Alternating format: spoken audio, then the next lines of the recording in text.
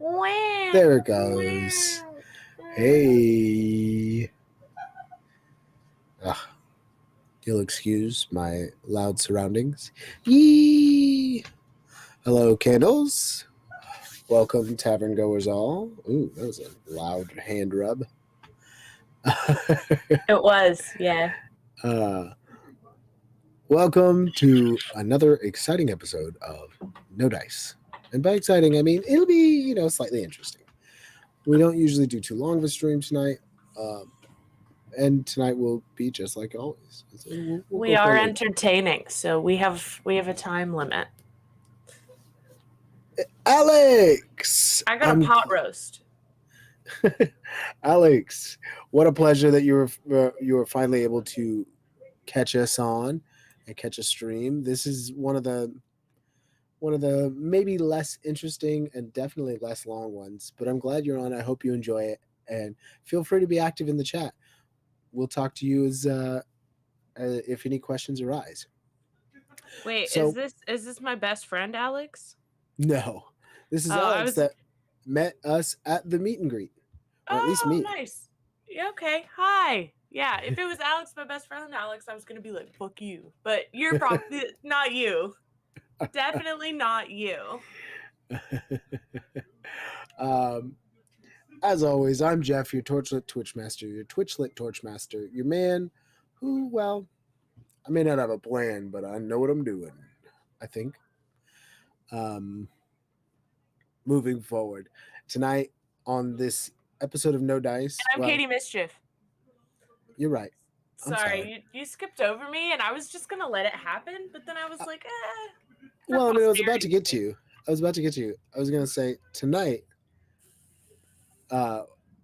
when you join us on this episode of No Dice, I know, sometimes I'm rude. Tonight, as we get into No Dice, the show where we leave the dice behind and we just talk about things that maybe you need help with the table or things that are interesting and tabletop role-playing related. Joining me as always is my... Yeah, I already introduced myself. We're good. But if you ever have a question, you want us to go over something, put it in the chat. And maybe next week I'll go over it. Maybe we'll go over it right now. I sure am not in charge of the show, but I could be for you. Yeah, we're always welcome to questions. So if you want something for next week, for sure. Let's crack into this. Tonight, we're going to talk about how to run or how to craft a long-running story. A lot of what we end up doing here on No Dice ends up being sort of DM tips, but also potential DM tips or things you might run into at your table. So you'll pardon. There's a very angry peacock. Yeah, he's really talking today. Normally he's annoying, but he's got a whole thing to say. He knows how to build a long-running story. You know what? I'll just take the mic over to him, and I'll let him take over. So go ahead and cast Speak with Animals if you've got it prepared. I don't have a peacock. I live near a peacock, unfortunately. Yes, next door to us is a farm, and they have a peacock, and I love the sound. He's loud at 4 a.m, and if I'm awake, I'm like, it's always comforting for me to hear him. Other people don't feel the same way I feel. Not everybody. Perhaps I'm a druid. I don't know. But I love you let your child borrow your spell cards? Yeah. You don't have to Speak with Animals, you'll never know what he's saying. Cast it as a ritual. It'll take 10 minutes, but it's fair. As I said, tonight we're going to talk about crafting a long-running story. Something that I haven't done a lot of because I like to be so avant-garde. Look at me. He does things weird. A child, not your child. Fair. You right. Something I've not done. Dogs? Yes. 2. I haven't done a lot of... escaped. Sorry. I haven't done a lot of crafting a long-running story. A lot of the worlds that I've created are waiting for the players to craft the story. And that's fun, but hard. And you have to be willing to accept that at some point you're going to have to infuse something into that because that's what your players are looking for. That's not what we're talking about tonight. Tonight we're going to really be grilling Katie Mischief here because I craft long running stories. she's crafted some long I running tell some stories. good ones. She knows how to tell a good story. I wish that I'd gotten Jay on for this as well because I think both of you just have a wealth of info. But I Jay's think strong point is that he hasn't crafted multiple long running stories.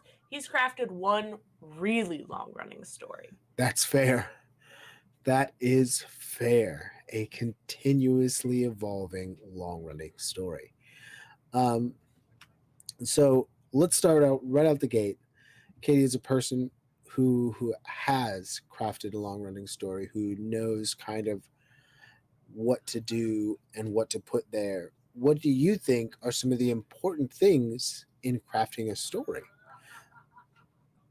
Uh, the big one that I've found that works for me, right? There's two big DM styles, right? There's the DM style where you over prepare, or this is DM style where you under prepare. I am a classic under preparer. Uh, I I don't do a lot of preparation before games, but I do just enough. I found out where I need to be.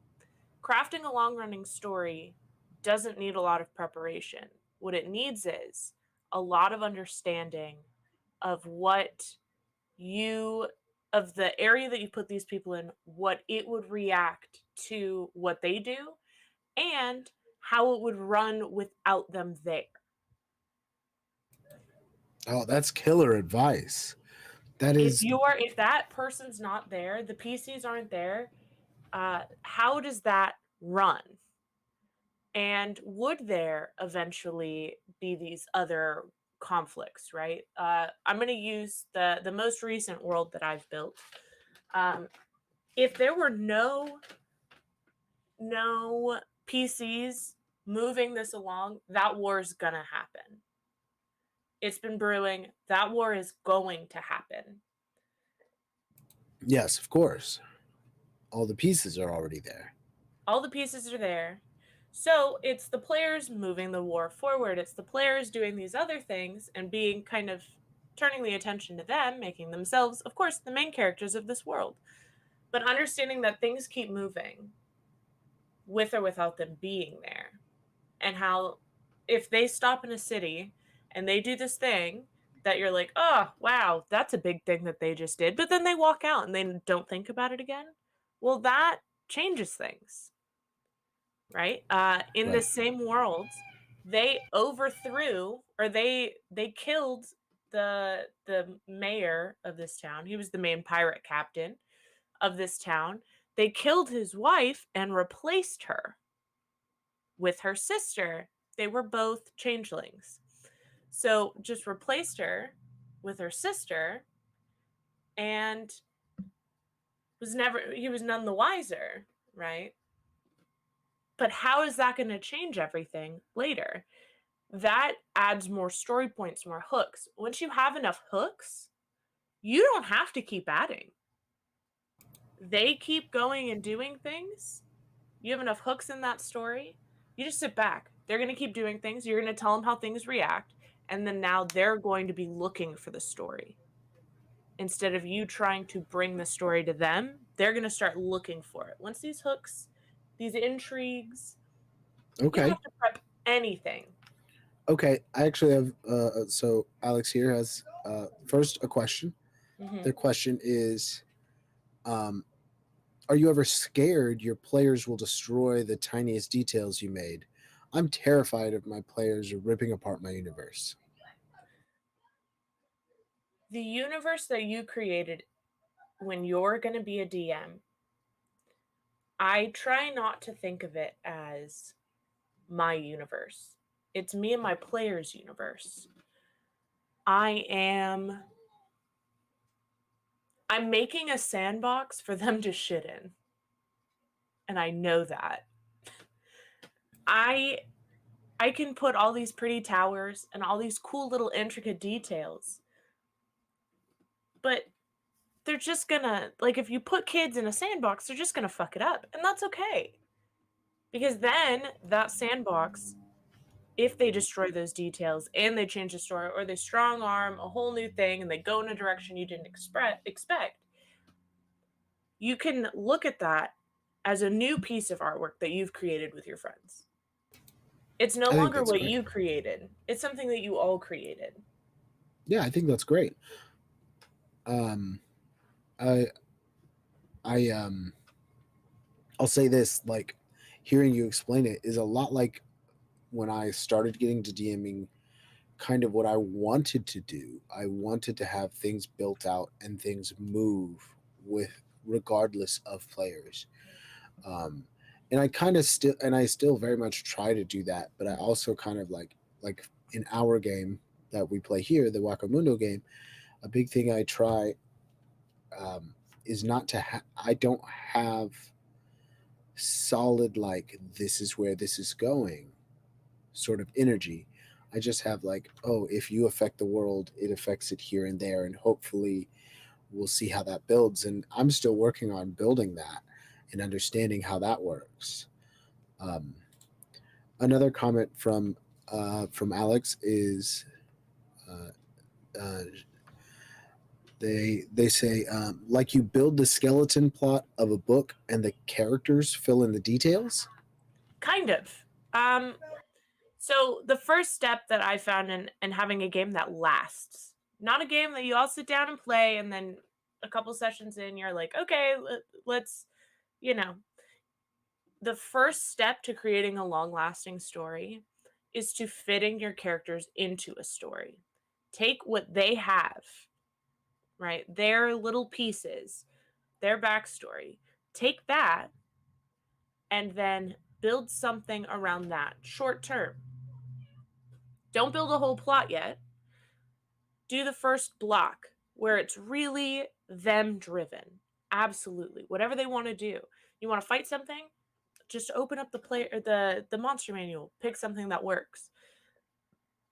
Figure out what their play style is going to be, because you can build a beautiful game that's RP heavy that you're used to building and that you're very proud of. But if you're going to have a combat heavy game and you have combat heavy interested players, it's not going to be as much fun for them. So do the small scale, learn their characters, make them play their characters. And then once you have that, well, the next plot point, you send them on. This is your first big quest, right? First plot point, hook one of the players in. Hook one of the players. This has something to do with you because of this. And then the next big quest line, don't. Third, hook another one of your players until you've hooked all of your players into different things and given them real motivations. Not just a gold motivation. If you want a big, long lasting game, gold can't be the main motivation. Just, they have to have something else. And in this game that I started, I only had two people, right? It's just Jeff and my best friend, Alex. And very early on, Jeff's character, Kang, was really only interested in money. And That's what I then built. I stoked an interest in power to replace that and the ability. Uh, and I did everything that I could to make his character seem OP to him and get him really interested in this character being powerful. And like, of course, money comes with that. But if he was more interested in power than money, there was going to be a lot more things, a lot more motivations that could drive him, a lot more, hey, this person's political power is waning. Maybe you could, it's a lot more intrigue. So that campaign ends up being way more political. But that's what the player wanted. That's what he ended up wanting because his character's motivation was power. Yeah, worked right on. Absolutely. So a money motivation can be turned into a power motivation. or instead of money, something more like wealth, but like in items, right? or We're even a playing it, claim. or a claim, right? Like you, if your character's like, I just want money, I just want money, put in a quest where they find out they actually can lay claim to a noble heritage, but there's things that they have to do for that. There's now something that he must represent, something that he must, to be one of this noble house. This is how they act, this is how they respond to things, this is the education that you have to have. And so then you see that their motivations are to be able to claim that noble lordship, and how that changes them as a character. As much as building a great story does come from storytelling, right? Your personal storytelling as the DM, the story that you need to be telling is about the players. Yeah, you took a sip. Absolutely. Yeah. No, I mean, obviously something that I always try to remember from the DM seat is that it is collaborative. The story you're telling is with your friends, is with the people at your table, and the whole point is that they're supposed to contribute. Like Katie said, one thing that Jay does really well is he's crafted one very long running story. Every game becomes a part of this story, and every person who's in his game touches that story and changes it. And it's kind of this really cool thing. He's been building this world that he runs most of his games through since he was 14. And like, you can feel the depth of his world when you play in it. You I also I want to mention back to the question. My dog's barking, but back to the thing is like they're gonna steamroll over the little details, right? Um, if they do that, that's fine. That detail's somewhere else now. Oh, you've destroyed something that I've created. Good thing I can just put it somewhere else. You're in charge of this, the parts of the story that are like told and shown. right that are So necessary. if they walk past something and you're like, I spent a whole week making that, just put it back in front of them. If they ignore it again, but just disguise it differently. Uh, if they pass it again, well, that's okay. The next town, there'll be that same plot hook. Look at that. Or if they hear it and they ignore it, well, sorry, that's a big plot hook. And if you don't want to go there, then you'll ask around for more quests. Let's say you want them to fight a griffin, right? This is obviously not long-term story thing, but you want them to fight a griffin, and that's what you have prepared. And they go to somebody, they're like, "You have any quests?" They're like, "We have this griffin that needs slain." And they're like, "Any other quests?" And you go, "Kill rats in a basement." They go, "We'll take kill rats in a basement," right? They do it. They get their gold payout. All right, any quests? Kill a griffin. Still there. Anything else? Nope. You did it. Kill a griffin, right? You go to the next town. They decide they really don't want to kill a griffin. You go to the next town. Well, we're still very close to the other town. We also want the griffin kills, you know? Or Yeah, they keep going. They say, fuck it. That griffin's lair had some sort of clue, right? That's why you kept pushing him there. They go to another town. They're like, all right, we've been far enough away. There's no more griffin. Yeah, kill some driders. Well, in that drider cave is going to be that same fucking clue. Doesn't matter. You can put that clue anywhere. You can put that detail anywhere. Sure, this yeah. is where you originally wanted it to be, but you can put it anywhere. It's your story. I think an overthought, or maybe not overthought, overlooked sort of detail that you can add to any of your stories is the idea that if they didn't, what happened, right? Very much what Katie was talking about, right? If you have these little details that they steamrolled over or that they broke in some way, but it's still something you want and something that you can use, then if they didn't, who did? What happened, right? For instance, if there's a clue because somebody kills this griffin, like in this analogy she used, if there's a clue because somebody killed this griffin, you can have somebody else kill the griffin, and then now the whole town's talking about the other group of adventurers that killed the griffin and what they found and the thing they're on, and that then adds a different level to it. It puts it in a different light. If they don't, then who does? If they don't take your piece of your puzzle or that piece of your world, if they try to break it or if they do break it, well, then what happens, I think, is kind of the fun part from my perspective as a DM. Like, okay, and like, and I think almost the opposite is true. Like, sometimes you're like, you come across things you're like, oh, I expect them to break this, and then you're like, well, but what if they didn't?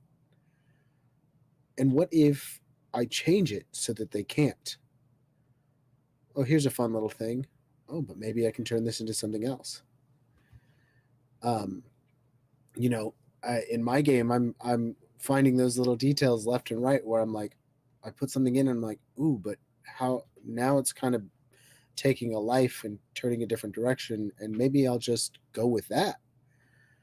Um, and I don't know if that's helping me craft a long running story, but it is helping the game move forward, giving different pieces and places. Here's a tip. This is just a DM tip from DM to DM. You've only barely prepared for a session, right? You could slap something together real quick.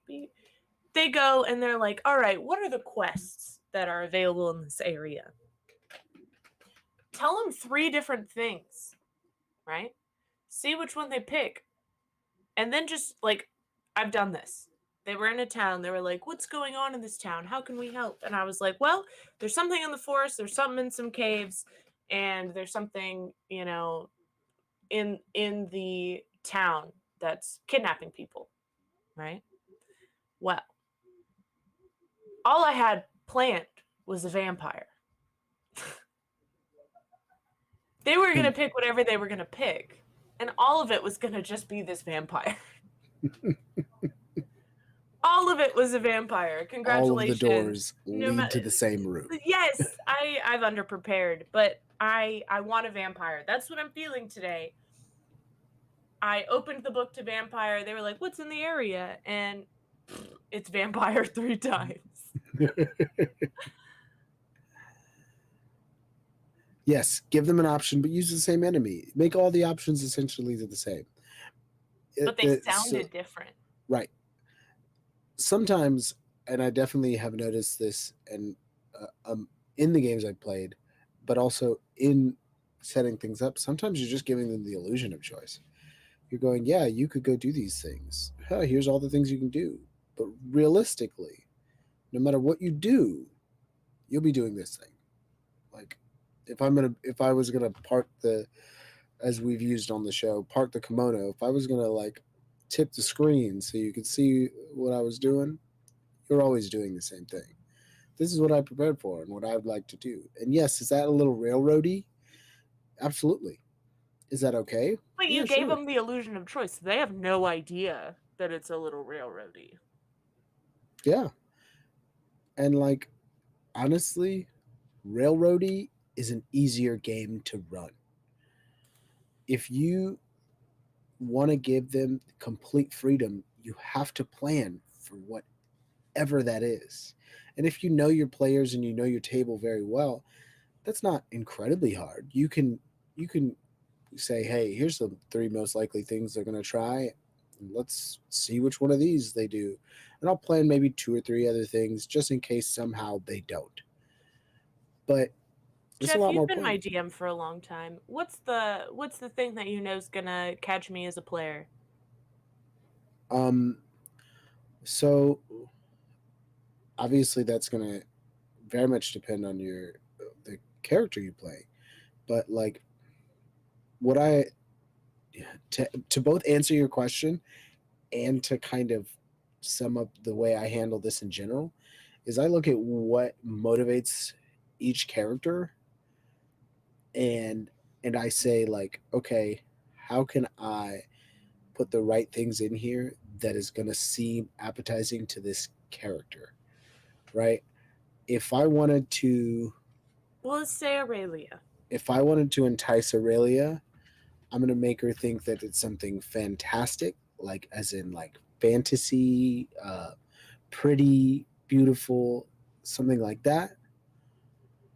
Um, or I'm going to try to make it seem like it's something fun, right? Because that character is a little girl, and little girls like things like that are pretty and fantastic and like wild. You have your little girl is trying to buy a unicorn, right?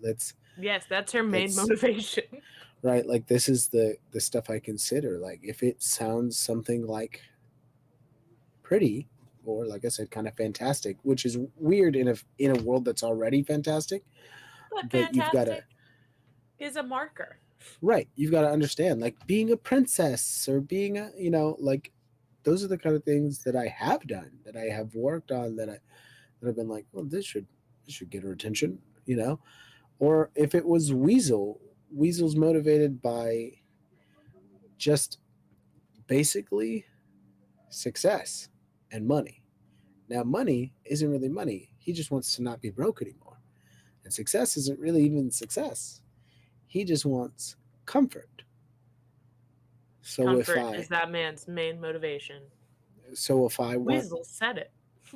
yeah, so if I want to entice him, usually I'm going to do something that's not going to be too much threat, but might have a good payout or might result in being well known. Um, might give him an opportunity to perform, right? These are the types of things that I try to consider when I'm like, okay, here's stuff that maybe I'll entice them with. Um, you know, and some characters come with really deep, really easy built-in taps where you can just be like, Kuzin, he don't like black dragons and doesn't really like kobolds. So let's fuck with that, you know? And he has the motivation to kill that black dragon. Right.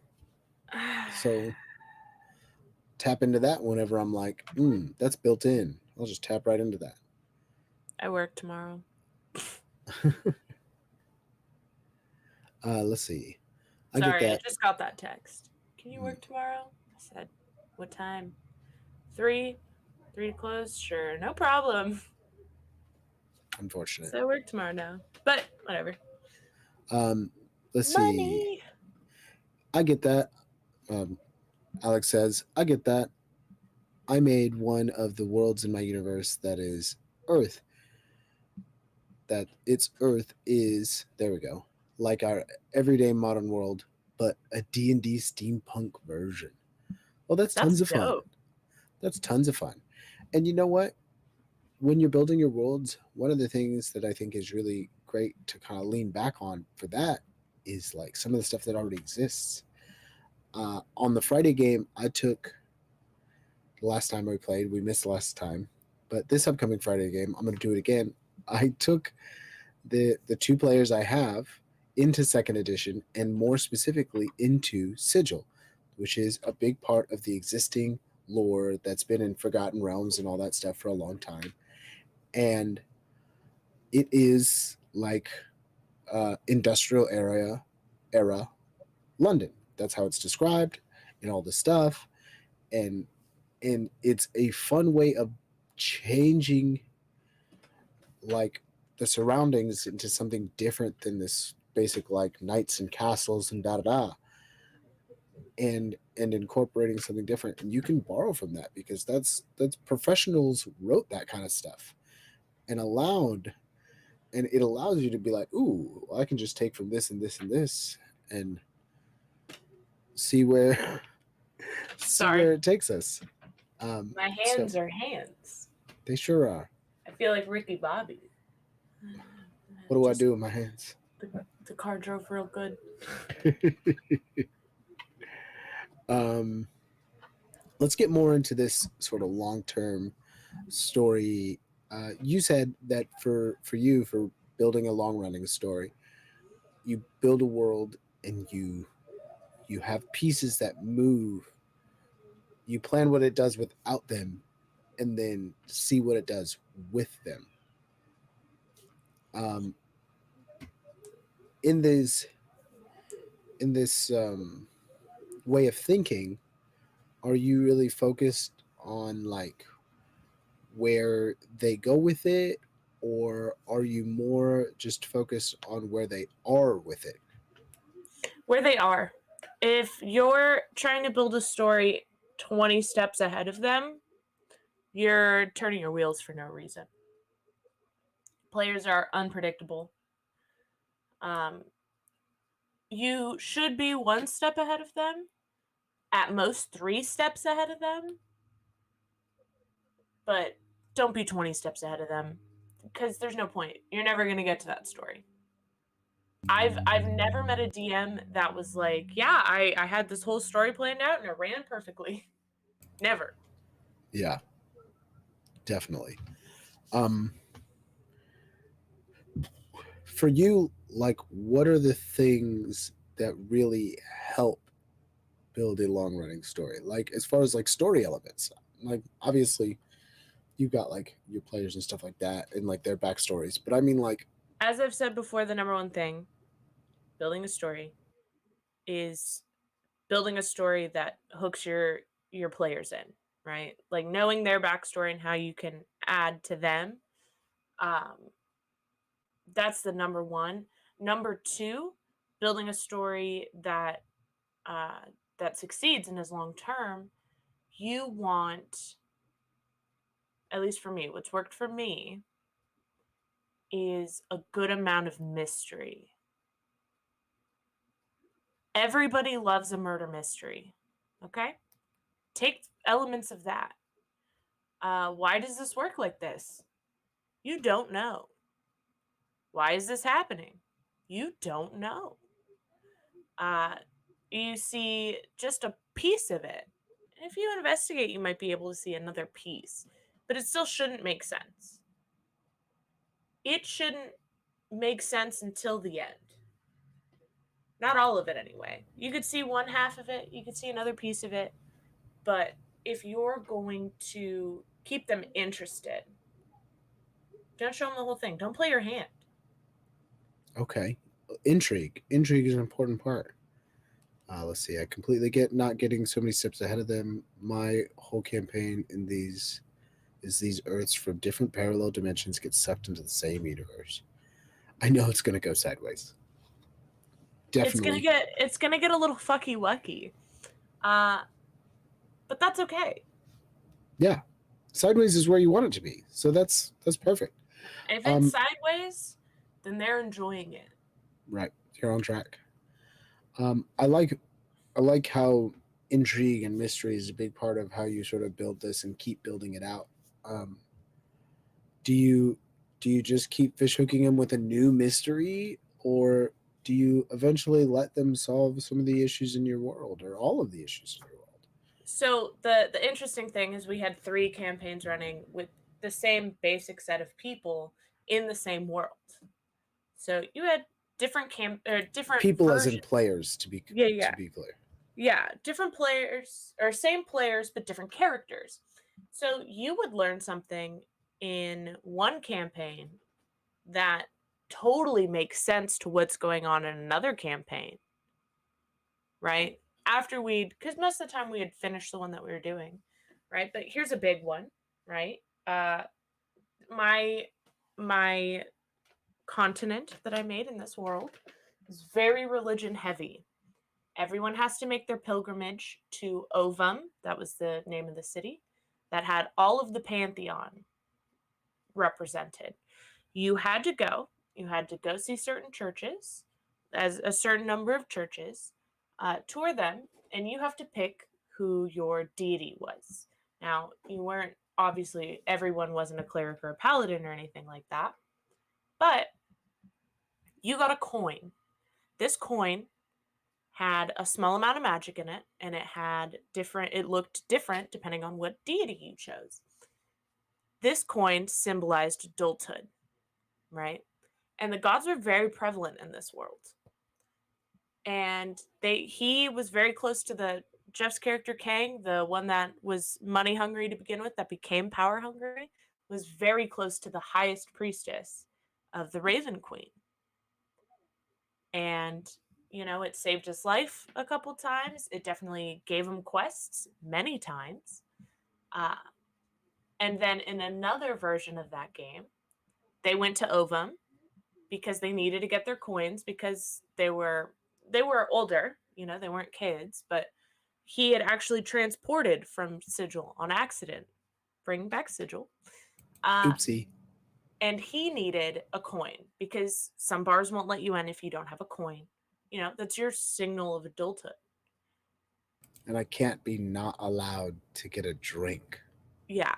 So a lot of places, if you didn't have a coin, you were seen differently. And so he went and got his coin, and he ended up pledging to a very small temple. Got to know the high priest there, the goblin priest there. And the goblin priest gave him this inside information that all of the gods of the pantheon currently walk the plane. The powers that are given to them are, still divine, the clerics and stuff. However, this world is just one of many worlds, as his character knew because he was from Sigil. This world, the gods walked amongst them because they were trying, without the regular godly powers, to see who was the best. So each god was trying to amass more followers to try to turn people to their religion, because whoever dominated, or whoever won, it was bragging rights throughout all of time, right? So this long running battle and all of these things that were going on in this world were just because of the gods playing this trick, doing this contest. And it makes sense now when you hear Kang, who is power hungry for the Raven Queen and gaining mass followers and all of that. It makes sense that all of those things that he had been doing, because he had to do whatever he wanted, they also had a little mud mephit who seemingly got a cult. Once he got a cult, he started amassing large amounts of power. He was ascending to godhood for doing next to nothing, for being a mud mephit, right? And they were like, how does he keep getting more powerful and more health? We propped him up. And of course their characters still don't know that those characters that did that don't know it, but outside now the players knew, okay, it's because that this isn't a regular plane and things work a little bit differently here. So you can tell your players through other means. It doesn't all need to be in game. I mean, you can even, hey, above board, like, you should go here. Give them that information. Make them work for it a little bit, but give them the information. And now, even though we're not still playing that campaign, if we went back to it tomorrow, which we could, he wouldn't have that information. You can't divorce that information from their mind. But now they see the world a little bit clearer, and that's still only another one piece. Right. Yeah. Um, you definitely did a really interesting thing there by just putting three groups of people, three character groups in the same world at the same time, um, and allowing them all to see something different. And I thought that was very interesting. And you could tell that they were all going to connect, even though there was times where it just didn't feel like they were going to. It just didn't feel Some like they were even related. and some of them were an evil group, right? Kang's group was an evil group, right? They were evil leaning. And then there's another group to the north that I didn't really touch on too much, but they were a very good group, right? So you had evil and good, and they were both heading in the same direction, which also showed to them. I try to make morally gray as much as possible in my world, because the good guys had the motivation to do right. The bad guys saw an opportunity to gain power and influence by doing this thing, but they're doing the same thing, right? The big, beginning thing in my world is there's no elves. There was a full uh what's the word? Genocide. Genocide. There was an elven genocide. They're half elves, but even they're discriminated against by this main powerhouse of also. Think District 1 from the Hunger Games. Strong warriors that followed Bahamut. And what's the evil war god? Um, Yeah, whatever. yes. Followed the good god of dragons and an evil war god. Yep. And that's what came out. They were distrustful of magic. They were, dragon magic's different, but the magics that people get, they shouldn't be able to get unless it comes from God, right? So it's a bunch of different ideals and ideologies coming together and making those mix, and then watching your players take their own ideologies and trying to put them in, right? And seeing where it goes. You've given them enough reason to be angry in this world. You've given them enough reason to be hopeful in this world. You've given them enough reason to be happy in this world. They will find out their motivations and they will push the story along that way. And once you know, hey, this party is going to throw fit anytime that they see mistreatment of monstrous creatures, because this party happens to believe that they are like regular creatures and they don't want to see that.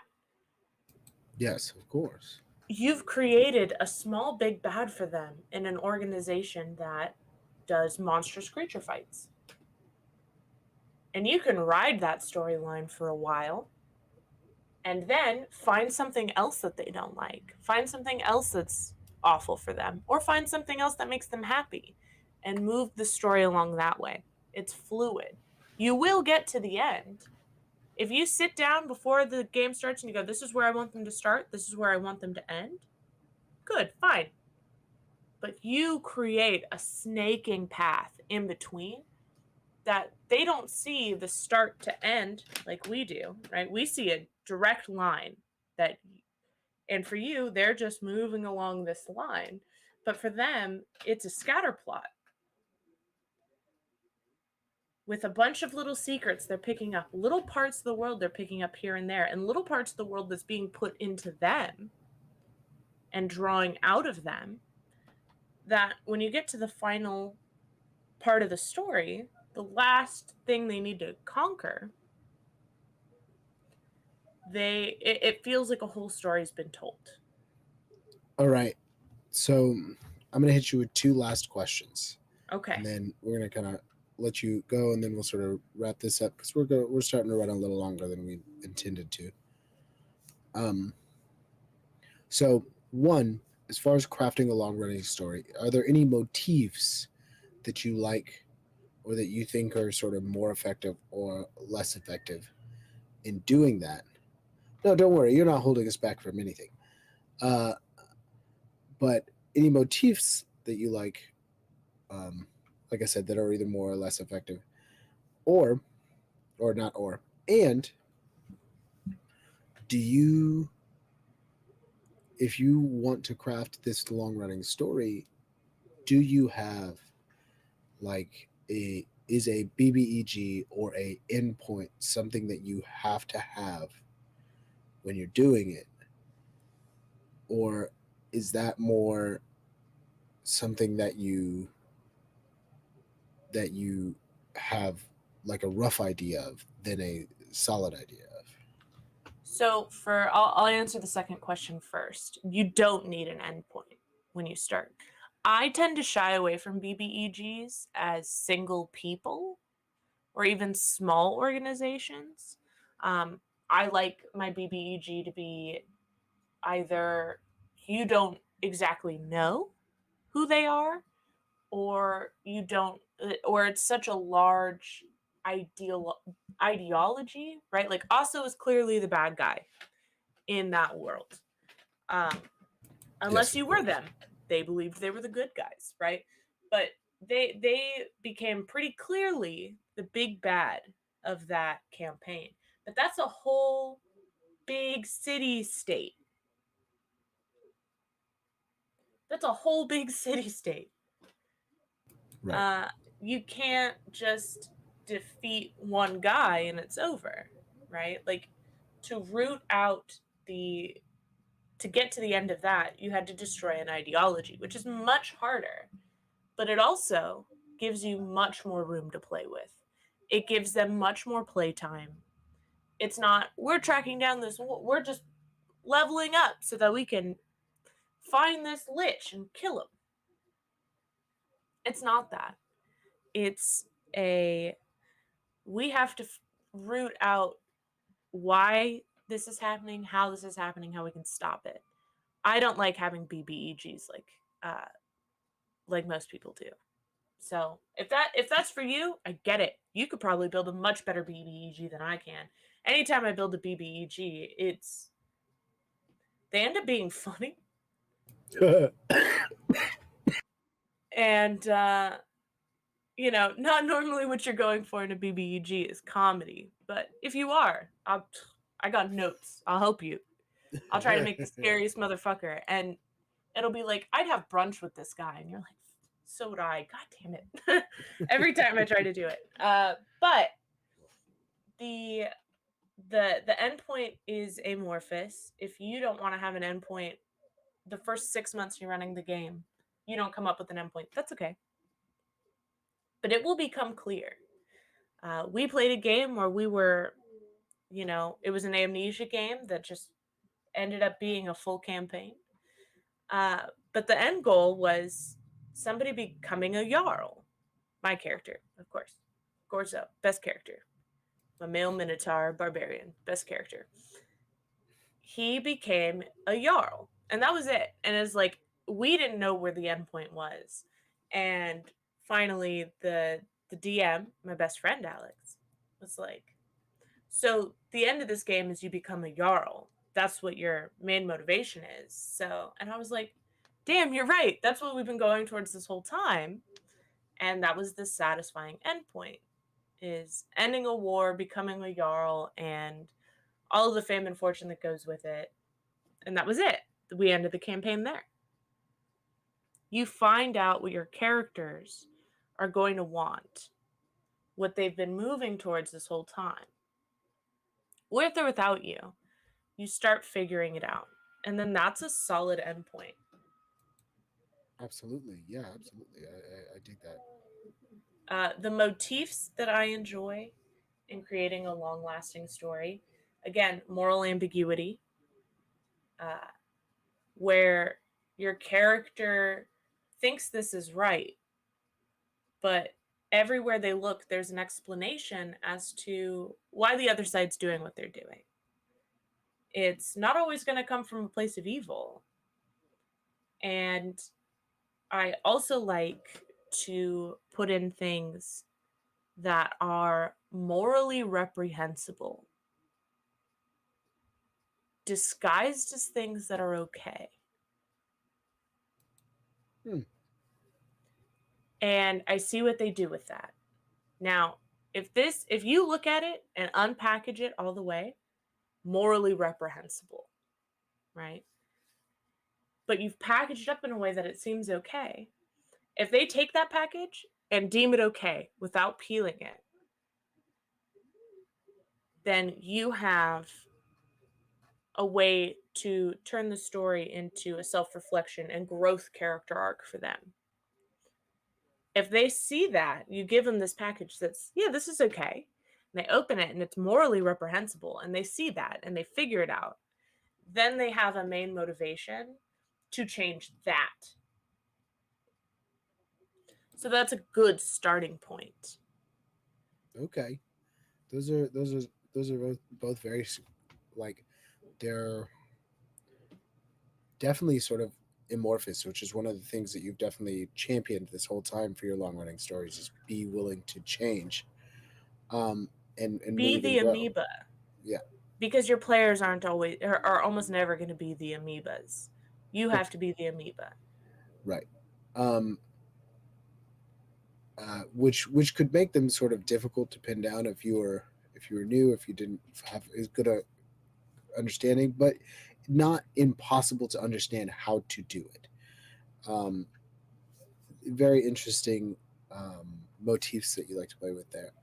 My next question is: are there, this is kind of as the part two of that question, which what are some motifs that like you've seen or that are much harder to make a long term story out of? If you start a story with a big bad, I've seen it work. Don't get me wrong. You start the story with a big bad, and your player's whole goal is to beat this big bad. My apologies, it's getting late. Uh, the the ability to see past that big bad and other things that they could do get drowned out, but they will look for it. And if you're going to get frustrated with your players for looking at other things and turning over other rocks, you're all going to end up frustrated. So that motif hasn't really worked for me in the past. Um, the other thing that I've seen a big folly with, please don't take this personally, is sandboxing. Creating a whole sandbox and letting them play in it without shifting the sands or giving them a nudge in any direction is chaotic. It is too chaotic for you to run. And when Jeff did his first DMing stint, he was DMing for two longtime DMs. And we had put up with his bullshit for a long time. So we didn't leave the starting city ever. We Nope. just wanted to hang out with the cool bartender he made. Yep. And he didn't have a big bad. He was like, I'm going to make it a sandbox and you guys have to go and look for all the things. We were very content to drink coconuts at the sandbar, at the Hmm. Coconut Hut. That was the name of it.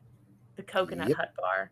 They Yes, didn't want to we, do anything else. They just wanted yeah. to run little adventures there. And honestly, what I'll say, if at all you want to create a long running campaign in a sandbox, the thing that I learned that I now know, like if I want to do anything that is that sandboxy again, and kind of something I built on with the Wackomundo, which is a little sandboxy, but not nearly as sandboxy.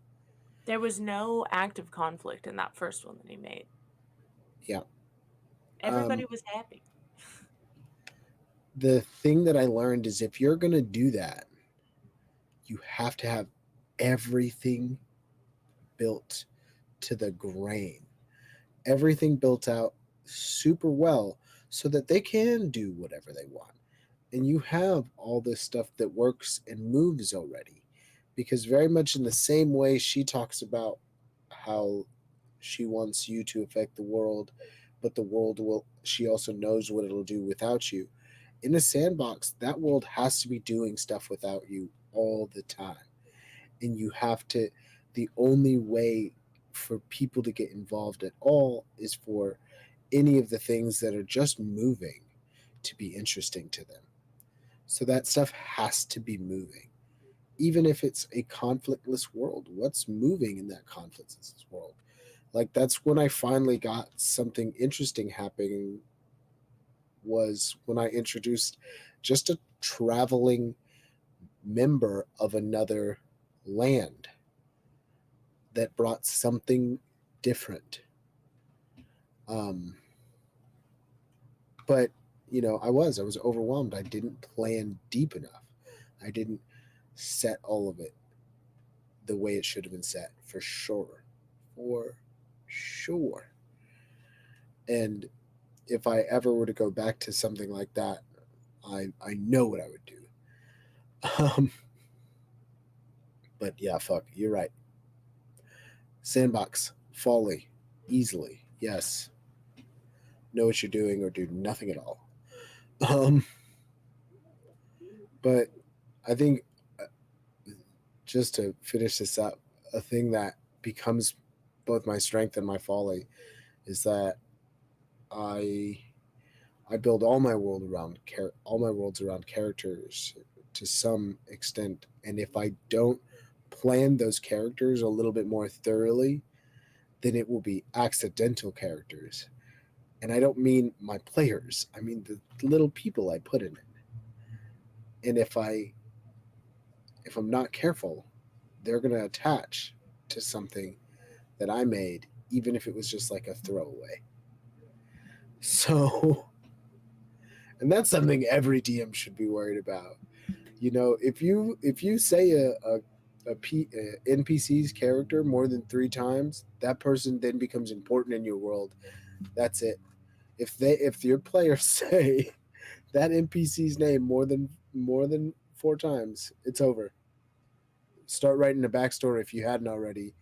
That motherfucker matters to them. um, with all that being said, uh, I think we really had a good time here. If Alex or if any of our other viewers has any questions just before we go ahead and shoot them out now. I'm going to start sort of working towards the end. Give a little synopsis so far. So remember to be willing to move and change, and that when building a long-term story, remember to be able to move and change. Remember that it is somewhat important to know how the world will react without your players in it, so that you can see how it will change with them in it. Uh, a endpoint is not necessary. Uh, it is something you'll come across along the way, and to learn your characters and how you may intrigue them. And the biggest ways to intrigue them is to keep a sense of mystery around, and a a something for them to solve, something that scratches at them. And if you're going with motifs that are not that that fall along the lines of something that is both not a set in stone motif like a BBEG, but also has more of a clear unfolding than maybe a sandbox does. So, again, if you have any questions, feel free to ask. Uh, Next week, we will be doing a episode of Wacko Mundo, not another No Dice. So, if you want to offer an idea for no vice, plenty of vice, but no dice. So many vice. If you want to offer an idea for an episode of No Dice, go ahead and tweet it at us, or you can send us an email at Torchlit Tavern on Just Twitter. call me. Torchlit Tavern on Gmail. You can find us anywhere. We have all kinds of social media. If you haven't listened to the podcast yet, it's Torchlit Tavern on all your podcatchers. This Friday, I'll be running some more second edition in what was the end time stream, but currently is not. I will not be missing it this week. I did miss it last session that we should have, but I'm very excited. We're gonna make some people experience Thaco that never have, so that'll be fun. And if you don't know what Thaco is, tune in Friday and you'll find out. As always, we hope you had a great time. And Katie Mischief, you have anything you want to say to our viewers before we get out of here? I hope I helped. You're all great. Thanks for listening to me ramble. We hope you have a wonderful night. Thank you, Alex, for being here and for being so involved, and we hope to see you again.